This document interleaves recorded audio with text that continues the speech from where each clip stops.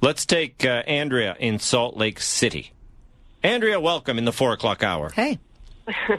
Thanks for having me. And Tass, the resident artist, says hello. And I just saw Liz in the Anything Boys Could Do trailer, so congratulations. Oh, yes. Fantastic. You know, my mom is a theater actress, and I called her up. I said, Mom, I don't know how to memorize lines. And she said, you'll never be able to, darling. Didn't she try to push you into theater? Wow. Or no? Yeah, she did. She tried to push me in, and I auditioned for school plays. I landed the plum role in Oklahoma as Ado Annie, and I said, I just can't do it. I'm not an actress. I wanted to be a journalist, so I turned it down. Was that in Ohio? That was in Beverly Hills, darling. In Beverly. Oh, I'm from Beverly Hills, but I lived in Ohio for 7.5 years, and I love Ohio. Go Cleveland. So Andrea, what's your opinion on tariffs?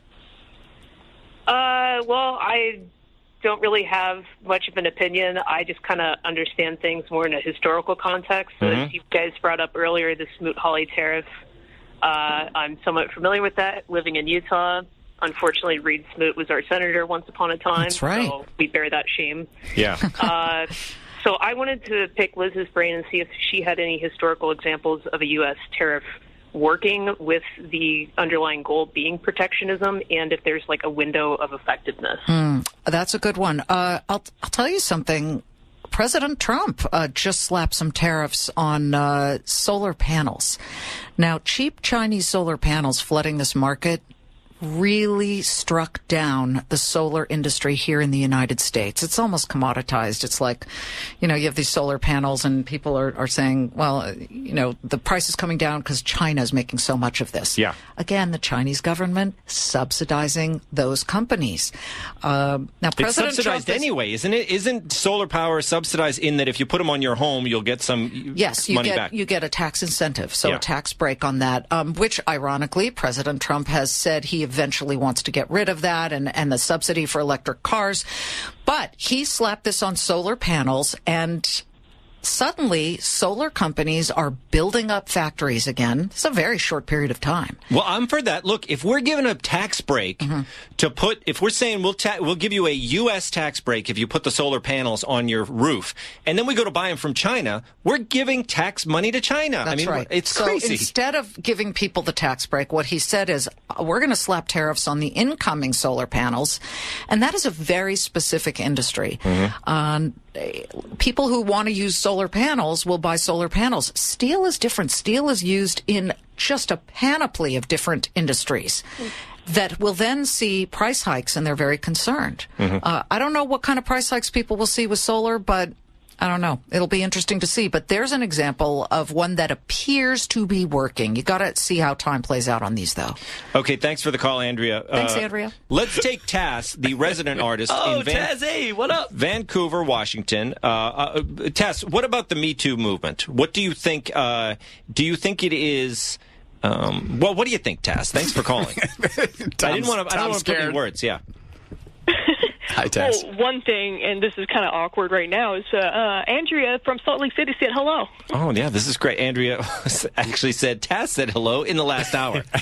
Andrea just wants, I think we have said Andrea's name on this show. She has made the show, we've said her name about 5 times throughout the show, so it's a new record. Andrea's the best. Yeah. She's terrific. Which one has the gun? Andrea. The gun? Yeah. Andrea. That's Andrea. Andrea's got the gun. I got that tweeted at me.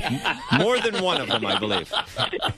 Yeah, but Andrea, where are you in the hashtag Me Too moment now? No, Taz. You're Taz. saying. Sorry, Taz. Get it right. Sorry. Taz is the pen is mightier than the gun in the. There we go. Taz, the Me Too movement is now. First of all, what do you think of Ryan Seacrest? Ryan, what's going on with that? I mean, Is someone saying oh, he touched me? What? Yeah, it's like Makeup lady. There's a makeup artist said she was touched inappropriately, inappropriate comments, things like that.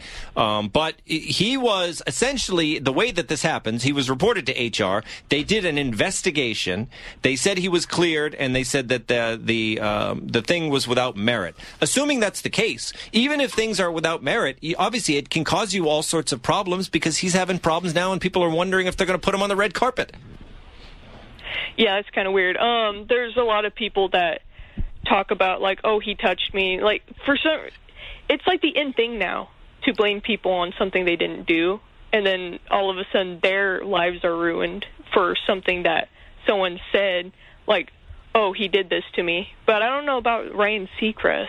I don't think he... You're like, he comes across as a nice guy. You know, that's what she's saying, pretty much, right? He comes across as a nice guy. Yes. Yeah, and he's Mr. Asexual on the red carpet. There's nothing. he is. Look, I think He's like guns. I think he's going to. I love you, Taz. Don't take it the wrong way, but I love you right now, baby. God. I think Taz will make it up in the drawing. Taz will make it up in the drawing. Make sure I have huge hands in the drawing, all right?